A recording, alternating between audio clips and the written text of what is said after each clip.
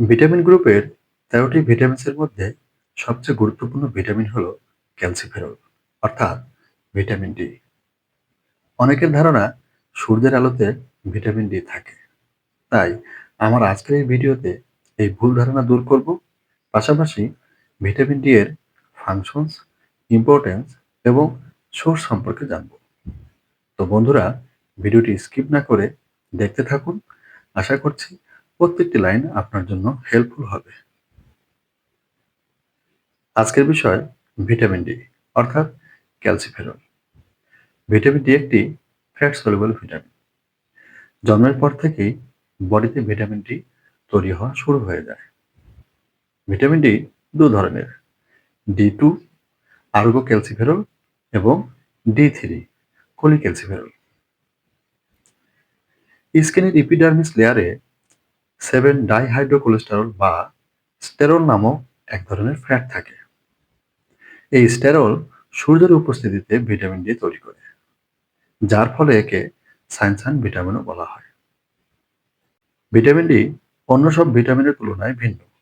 এ একটি স্টেরয়েড জাতীয় হরমোন, কারণ ইহা বডিতে নিজে নিজেই তৈরি হয় এবং ক্যালসিয়াম ও ফসফেট লেভেলকে রেগুলেট করে।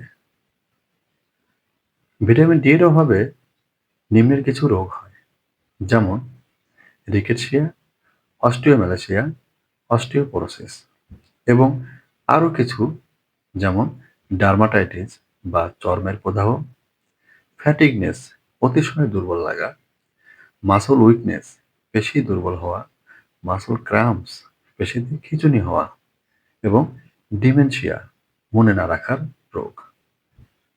এছাড়াও ভিটামিন ডি আমাদের শরীরে বিশেষ কিছু কার্য করে থাকে, যেমন ইমপ্রুভ ইমিউন ফাংশন, রোগ প্রতিরোধ কার্যক্ষমতা বাড়ায়, রিডাকশন অফ ইনফ্ল্যামেশন, শরীরের প্রদাহ কমায়, reduction of cancer cell growth, cancer সেলের বৃদ্ধিকে হ্রাস করে, রিডাকশন অফ বডি ফ্যাট, শরীরের চর্বি কমায়।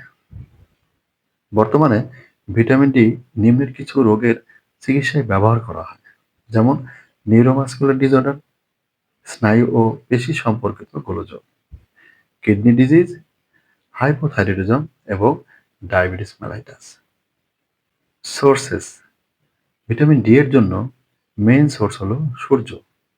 এছাড়াও ফ্যাটি ফিশ, বিশেষ করে সামুদ্রিক মাছ যেমন স্যামন, টুনা, ম্যাকরেল। আরও পাওয়া যায় এগ ইয়ক, ফর্টিফাইড মিল্ক, বাটার, চিজ এবং বিফ লিভার। আমেরিকা, কানাডায় যে সকল জায়গায় সূর্যের আলো কম পাওয়া যায়, সেখানে প্রায় 50% লোকের শরীরেই ভিটামিন ডি এর অভাব দেখা যায়। এর জন্য ওই সকল স্থানে দুধ, অরেঞ্জ জুস, দই ইত্যাদিতে ভিটামিন ডি মিক্স করে বিক্রি করা হয়। ভিটামিন ডি এর ডোজ: প্রতিদিন কতটুকু ভিটামিন ডি নেওয়া উচিত?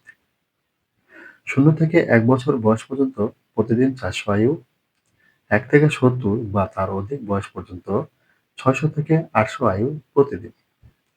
আমরা সর্বোচ্চ 2000 আইইউ পর্যন্ত নিতে পারি। বিশেষ ক্ষেত্রে, যেমন যেখানে সূর্যের আলো নাই এবং ভিটামিন ডি অভাবজনিত চিকিৎসায় প্রতিদিন প্রায় 4000 থেকে 5000 আইইউ নিতে পারব।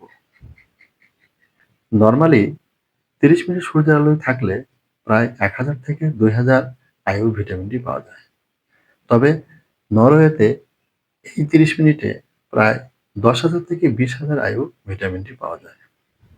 এছাড়াও একটি ডিমে 45 আইইউ, 100 মিলি দুধে 50 আইইউ, 100 মিলি ফর্টিফাইড দুধে প্রায় 100 আইইউ এবং 100 গ্রাম কড লিভার অয়েলে প্রায় 1000 আইইউ ভিটামিন ডি থাকে। এতক্ষণ ধৈর্য নিয়ে সাথে থাকার জন্য ধন্যবাদ। ভিটামিন ডি এর মেকানিজম অর্থাৎ গঠন প্রণালী সম্পর্কে আমার আরও একটি ভিডিও আপলোড হবে, সেটা দেখার জন্য আমন্ত্রণ থাকলো। এই ভিডিওটি ভালো লাগলে অবশ্যই একটি লাইক দিবেন এবং সাবস্ক্রাইব করবেন। ধন্যবাদ।